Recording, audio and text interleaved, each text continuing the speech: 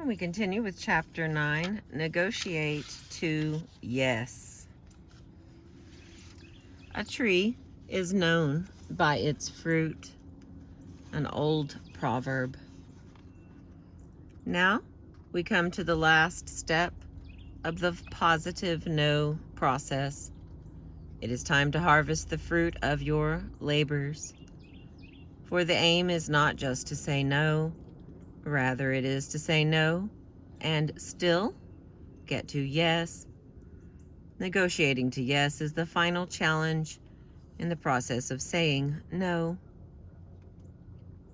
One of the earliest recorded negotiations can be found in the book of Genesis. It describes the prophet Abraham's audacious negotiation with God. When God confides in Abraham his plan to destroy the cities of Sodom and Gomorrah to punish the sins of their inhabitants, Abraham dares to say no to God's plan positively. Will you sweep away the innocent with the guilty? He asks.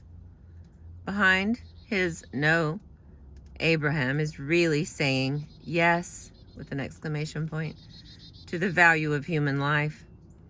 Abraham follows up his no with a proposal, a yes with a question mark.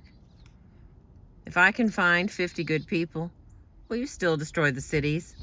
He asks God. God agrees to Abraham's proposal. Abraham persists. What about 45? God again agrees. 40? 30? 20? Ultimately, Abraham negotiates the number to 10. While sadly in the end he is not able to save the cities, the lesson remains. With a positive no, it is possible to stand up for what is right without spoiling an all-important relationship. It is possible to say no to even the most powerful being and still get to yes.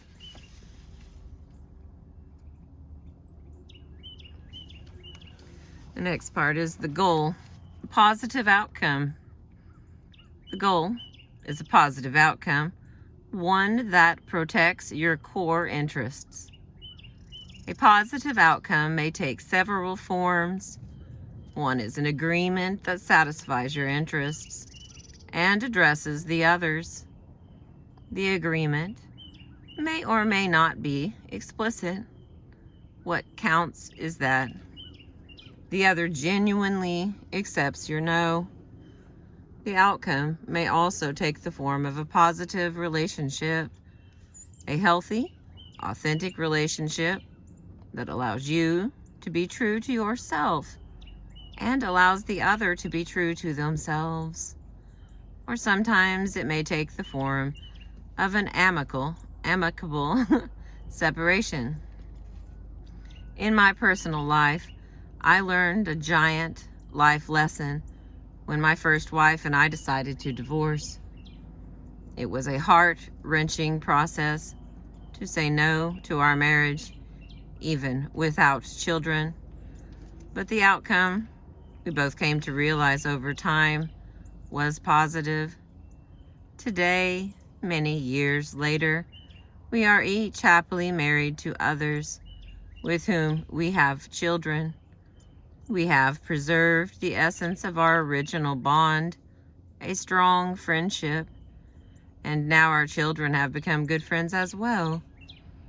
Thanks to generosity of spirit on everyone's part and some careful work in building relationships among all 4 spouses, new and old, our families are close and sometimes celebrate holidays together, a source of joy for all of us. Of all the delicate negotiations I have been involved in over the years, none has brought me more personal satisfaction in the end. For me, it has been a vivid illustration of how one can say no and still get to yes.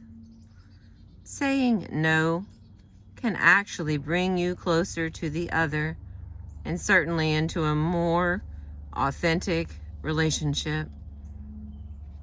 I have seen similar processes take place between organizations.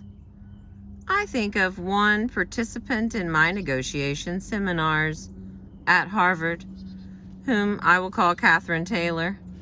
She was the general counsel for a large technology company that was suing a major customer, a big computer manufacturer, for infringement of intellectual property. Taylor was a litigator and in her previous career had served as a public prosecutor. She believed more in using her Plan B, going to court, than in negotiation. But as she told me later, she had been impressed during the negotiation seminar by the distinction between positions and interests, and decided to give negotiation a chance. So, 2 hours before the case was due to go to trial, Taylor called the customer's general counsel, whom I'll call Barbara Smith, and proposed they postpone the court date by a week and try negotiations instead. The two lawyers spoke on the phone the next day. Taylor told Smith, "I understand your legal position, but I'm not sure I understand your interests." Smith proceeded to tell her that her CEO was concerned not just about the size of the proposed financial settlement, but about the impact of the lawsuit on the stock price as well. How would the CEO explain it to the shareholders? Taylor just listened and took notes. Then she said, "Thanks, that helps me understand your concerns better. May I call you back tomorrow and explain our interests to you?" Smith agreed. The next day, Taylor explained her company's interests, and Smith listened. As the supplier, they not only wanted fair compensation, but also wanted to maintain a profitable relationship with their customer.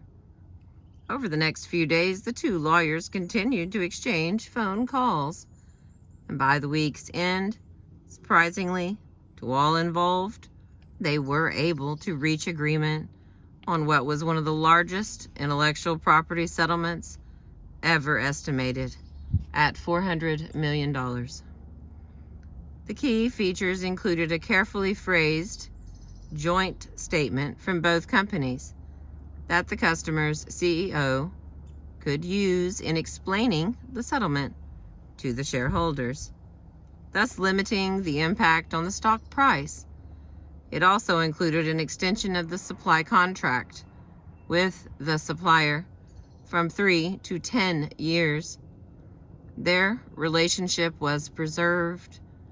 Instead of having to use the costly and uncertain Plan B of a court trial, Taylor was able to use negotiation to arrive at a solution that satisfied her company's basic interests, as well as that of a key customer.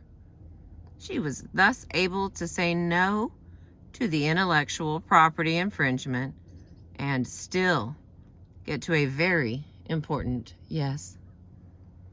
I have found such positive outcomes to be possible, even in situations of violence and bloodshed. Take the New York City hostage situation described in the previous chapter. It ended with the hostage taker's release of the hostage and his own peaceful surrender.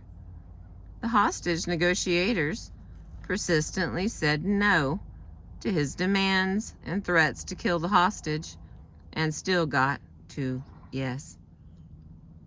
This kind of outcome is not at all unusual. Indeed, it is the norm in the hostage-taking situations that frequently take place in our cities. On a large and much more violent scale, consider the example of South Africa, torn by civil war, where Nelson Mandela and his colleagues at the ANC succeeded in saying no to the cruel system of apartheid, while still getting to yes with their white nationalist opponents.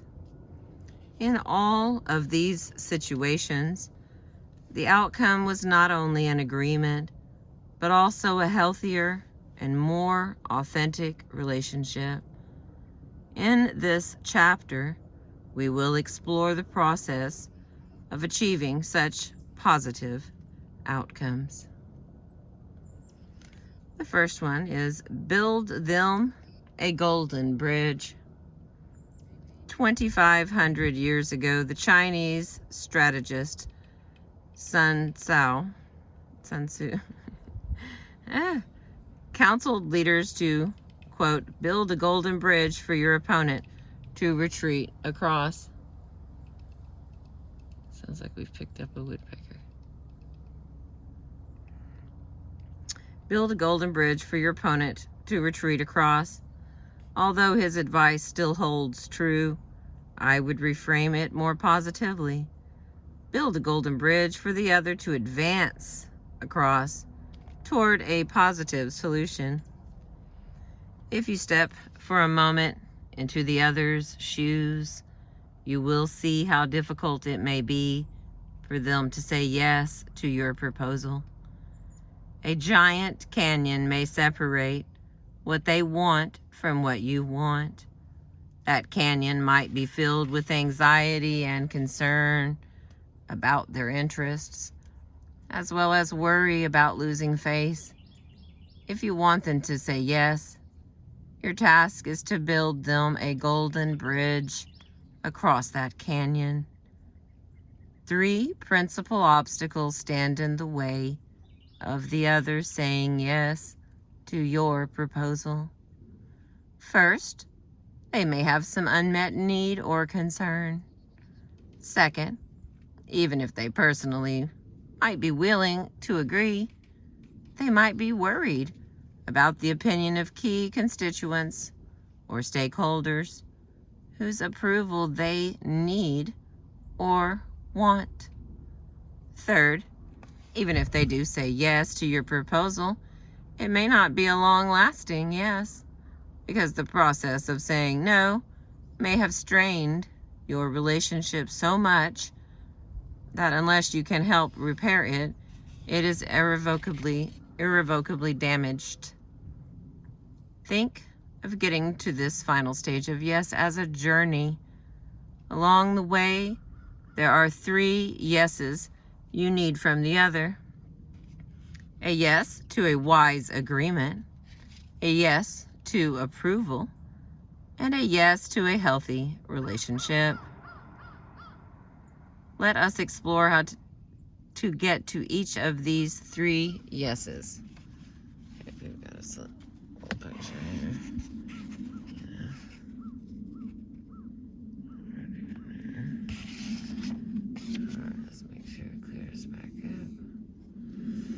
Facilitate a wise agreement. Your first challenge is to facilitate an agreement that addresses not just your interests, but theirs as well.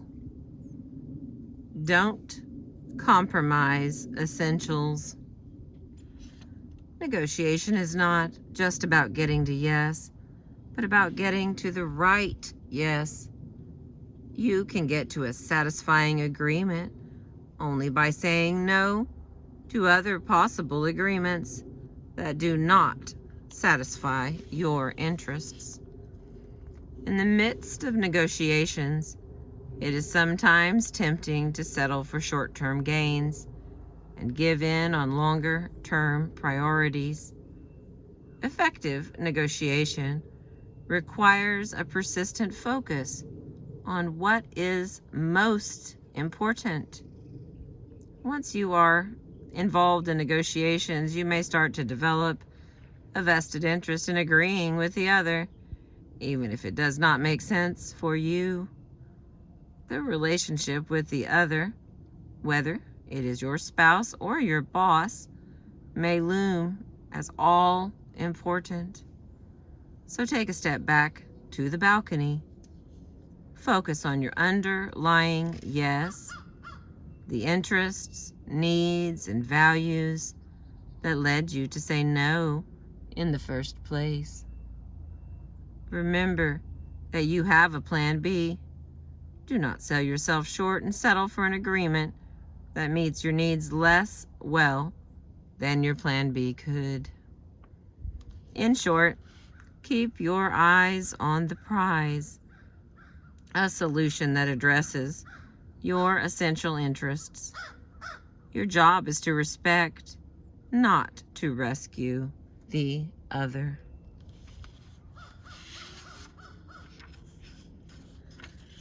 All right, we got one more little section here for this video. Address unmet interests. If the other rejects your proposal, you need to find out why. What interest of theirs does your proposal not meet? In other words, ask the other, help me understand your concerns. Where does this proposal not meet your needs? Consider a real-life business acquisitions negotiation. The prospective buyer was a global, multinational consumer products company. The seller, whom I'll call Tom, was the major shareholder in a successful food company that prided itself on its environmentally friendly values. After long negotiations, the parties reached an impasse. The issue was price. Tom was asking a full 10% more than the buyer was prepared to pay, and he was not budging. Both sides, in other words, were saying no to the other's proposal. It seemed as if the deal would fall through. Then the vice president of the consumer products company, whom I will call Jack, took aside one of Tom's representatives and said, "I don't understand. We've done all the due diligence and the market worth of the company is pretty clear. We're prepared to pay a top price, but nothing in the numbers justifies what Tom is asking. Am I missing something here, or is there some other block? What does Tom need?" Tom's representative hesitated, then explained that Tom was thinking hard about what he would do with his life after selling the company he had founded and built up from scratch. He wanted to work to help the environment and was thinking he would create a foundation. He needed the extra funds, that 10% premium to create the foundation. Jack, the VP, went back and thought about the problem. As it turned out, his company, which had farms and plantations all over the world, was in the midst of planning to create a global environmental council, whose main job would be to make their products more environmentally friendly and to make donations to environmental projects around the world. The council would have access to large resources, far larger than Tom's foundation might. Jack went over to Tom and invited him to serve as president of this new environmental council. That night, the deal was signed for the market price. Jack had uncovered Tom's key unmet interest and found a way to satisfy it without compromising his organization's own key interests. Jack had built Tom a golden bridge, helping him to say yes. A wise agreement meets your essential needs and addresses theirs as well. You turn a situation that might at first have seemed either you win or they do, into a both and outcome in which both sides benefit in the end. While it would be good if the outcome was win-win, that is not always possible. Given what you are asking the other to do, they may not see it as a win for them. The key is for them not to see it as a loss, but rather as an agreement that they can live with on an ongoing basis. It needs to be an outcome that takes into account their most basic needs and certainly meets their interests better than their alternative could. I've always taken the position that a deal is good when it is good for both sides, says billionaire Sumner Redstone, CEO of media giant Viacom.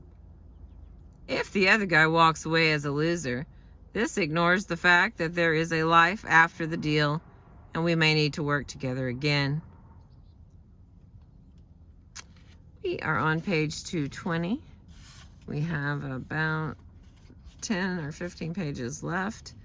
We're in chapter 9. I'm reading to you Negotiate to a Yes from the book The Power of a Positive No by William Ury.